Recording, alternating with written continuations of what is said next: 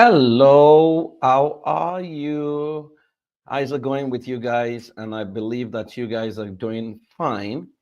I am super excited to be joining you tonight. Okay, how is your weekend going? If you're in North America, I want to believe you're having a great time, and I want to really appreciate you for always joining me on this live session, on this live stream. Thank you very much. And for those of you who have been placing orders for your family combo, I want to say thank you very much. I am super excited at what is happening in your family. So thank you very much. Okay, so we've sustained this every day across since the month started. And I am glad that this is helping you in your various families. This is Family Strategy once again with your favorite family life strategist, Praise for where I am back to Dallas, Texas. I spent about 2, 3 days, 2 nights in Houston, Texas. I'm back right now. Okay, so what have I missed in Dallas, Texas, and all of America? I know that some of us are the Apostle Selma's event. And I want to believe that you're having a great time in there for those of you who are there. And for those of you who are joining who are non-Americans or you don't live in America, maybe you live in Africa and you're joining, thank you very much, especially my people in Nigeria and the UK. Thank you for joining on YouTube, on Instagram, and on LinkedIn. Tonight, I'm going to be taking a peep at something that is very important from lovers to roommates, how to can reverse it. I mean, a lot of couples have gotten to this point where they are no longer lovers, they are now flatmates or housemates. As a matter of fact, I mean, we talk about roommates here, but some of them are housemates. I once handled a case where the mother-in-law came to the house and went to meet her son because the wife and the husband were sharing a room, and then asked the son why the wife was staying in his room. That because the children were younger, the wife needed to spend more time with the children, and this man literally packed his wife things and moved in with the children. I mean, it had to take a whole lot to compose myself because as a professional, I shouldn't get upset. But those are some of the things we've had over the years that you begin to wonder what exactly is going on. And so it becomes very important for us to understand that a lot of marriages are bleeding simply because of interference. Now, if you're listening to me, maybe you've gotten to the stage and your marriage is no longer working the way you want it to work. Maybe you started out as lovers and now you have become roommates. You are the reason why this is happening. You can always reverse this trend because oftentimes people don't know the marriage is like flower. You've got to water it. If you don't water it, it can wither, right? And some of us don't water out of negligence, some of us out of ignorance, some of us out of arrogance. And then where I come from, there's what they call see finish. See finish is the fact that, I mean, they say that when a man is chasing a woman, he does everything. Then when he finds her, that's the concept of people believe that the man is the hunter and then the wife is the prey. I don't subscribe to that because that's an ideology that is self-sabotaging, which we shouldn't promote. However, people talk about it. Now, when you get to the point wherein you're now housemates, I hope you know that technically marriage is over.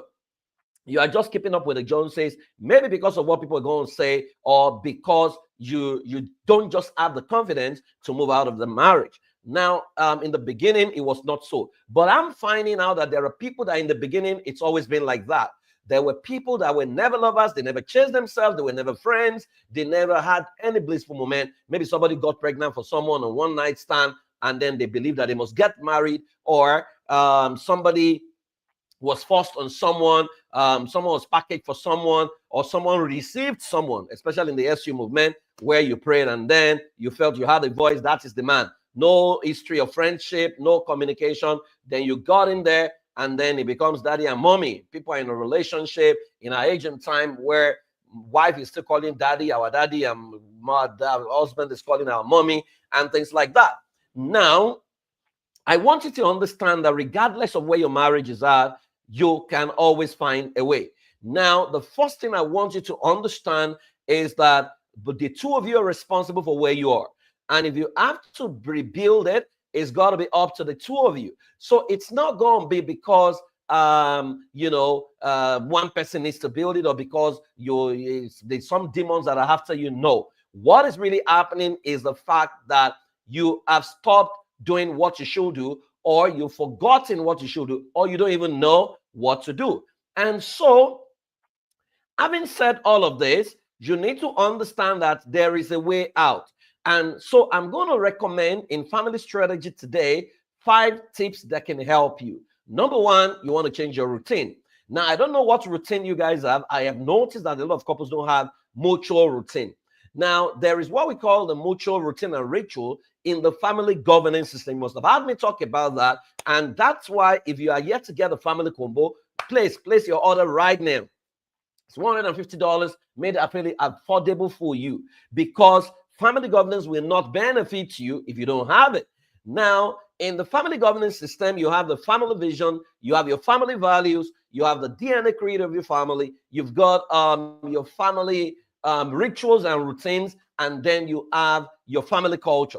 Now, if you don't have this that I've mentioned, you are likely going to move someday from lovers to housemate. Now, so you want to change your routine. What is your early morning routine like? When you wake up, what happens? When you're going to work, what happens? When you come back, what happens? And what is your winding down routine? Now, ideally, when people wake up, I know for some of you Christians, you do family altar. Those who are Muslims, they do Islamic prayers, regardless of the country you find yourself. Now, what are the mutual routines that both of you share? For example, when we're creating ritual and routine, everything must align with the family vision. So to say, what are the things we must do annually? What are the things we must do biannual? What are the things we must do quarterly? What are the things we must do monthly? What are the things we must do weekly? And what are the things we must do daily?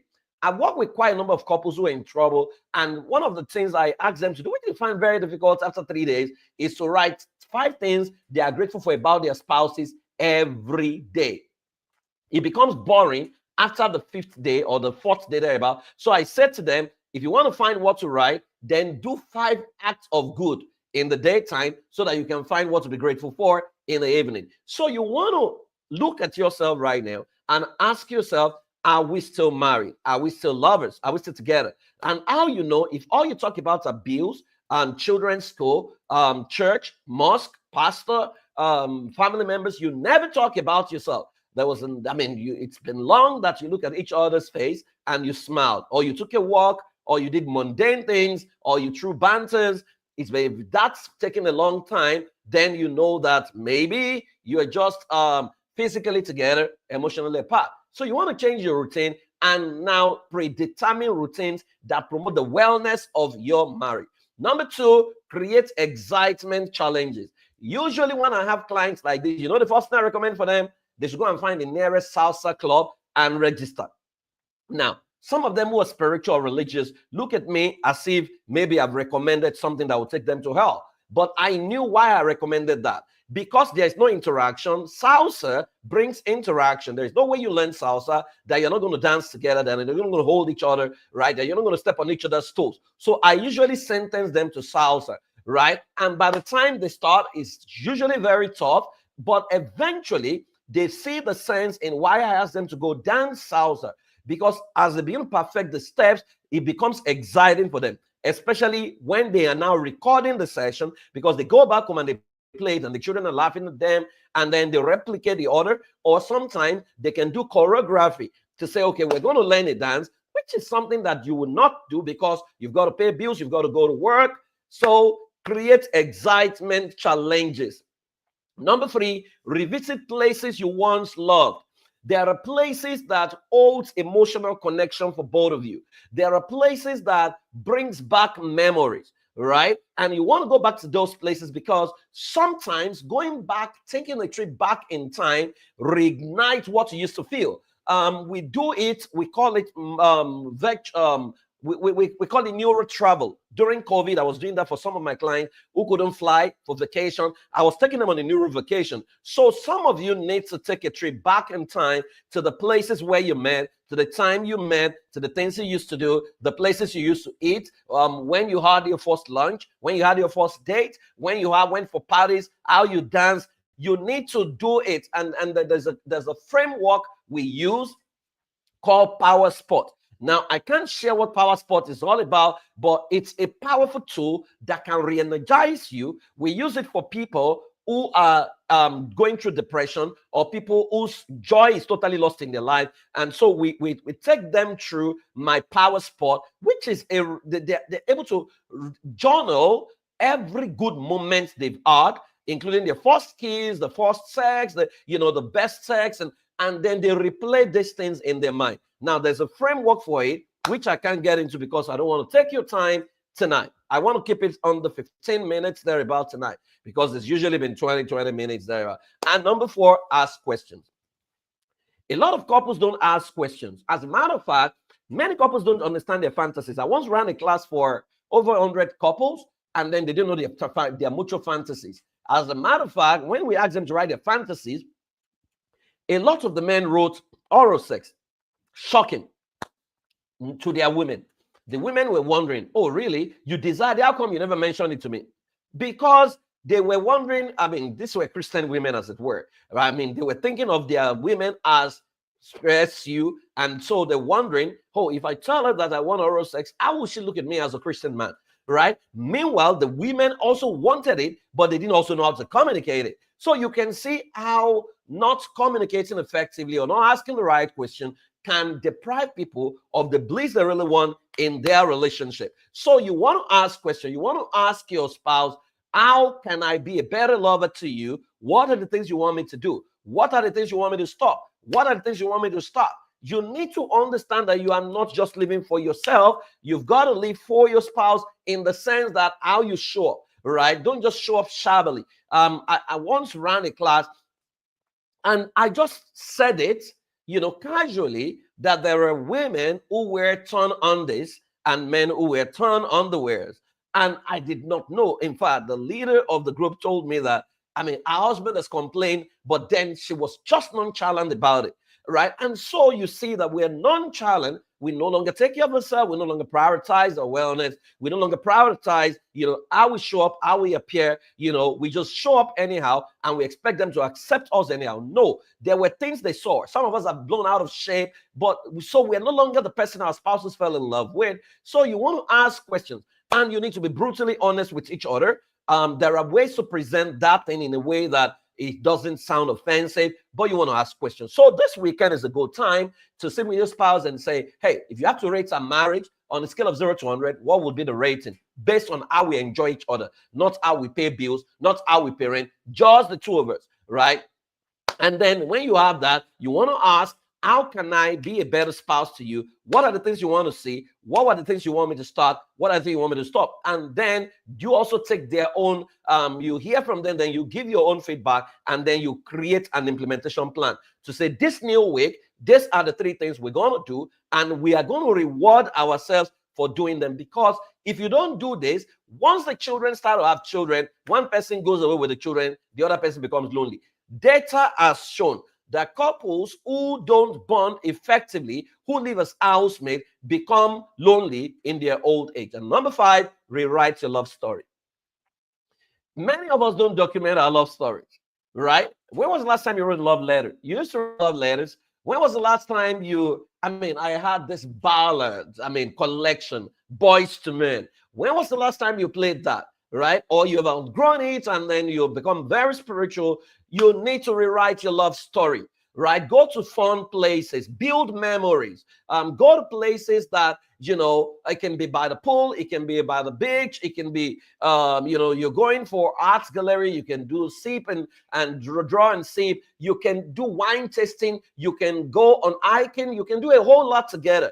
And the best thing that has happened to us is that we now have phones that we can use to record those memories. So these are the 5 things I think you should do to move from love, if you have moved from lovers to housemates, you can always change that. These are the 5 strategic moves that I tell you will totally transform your life. When my clients observe and follow this, usually within 14 days, they tell me, Praise, I don't know what happened, but everything has changed. And so if you want to work with me, maybe you want to work with me privately, you can use my scan code there. You can see Building an Intelligent Family. I do a 9 strategy session. Now, strategy is different from coaching, it's different from therapy. I can do all. And so strategy is us sitting with you and looking for what is wrong and formulating what you need to do. And then we're monitoring you. And you can also go on my bio on Instagram. I am Praise Forward, and then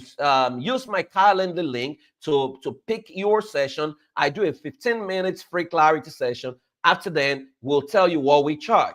And if you want to do it by yourself, a self-paced solution that is at your beck and call, please place your order for the family combo right now. You can use the scan code. This recording is going to be permanently on my YouTube page, and it's also on LinkedIn, but you can have all the collections that you've missed on YouTube. How has this transformed you today? What do you have to say to me as we tidy this up tonight? Because tomorrow we're going to bring in another issue in marriage and parenting, and we're going to prefer solution to those issues. Well, I want to believe that you're going to have a great time. And please, if you are married, understand that the English Premier League is starting, right? And so you need to hand over the remote control to your husband, okay? Don't go and fight them. Go hand over the remote control to the men so that they can enjoy themselves, and you can join them to also watch the Premiership. I hope your husband is not an Arsenal fan. If he is an Arsenal fan, please hold them tightly, so that they don't get heartbroken again, because they always try, but they never win anything. Okay. So I want to appreciate all my fans on Instagram. Abishat, feed good food, Yems Oladiran, Esosa, how are you? It's been a long time. Faith Omeje, Modupe Sadiku, Adeyemi Asabia, Ayodele Oluwatose, and everyone. Tito, thank you very much.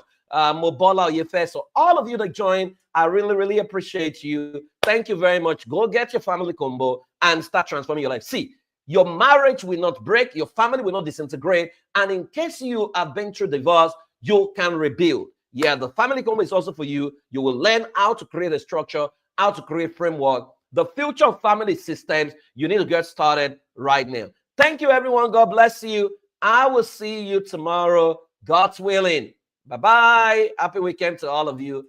I super, super celebrate you. Bye.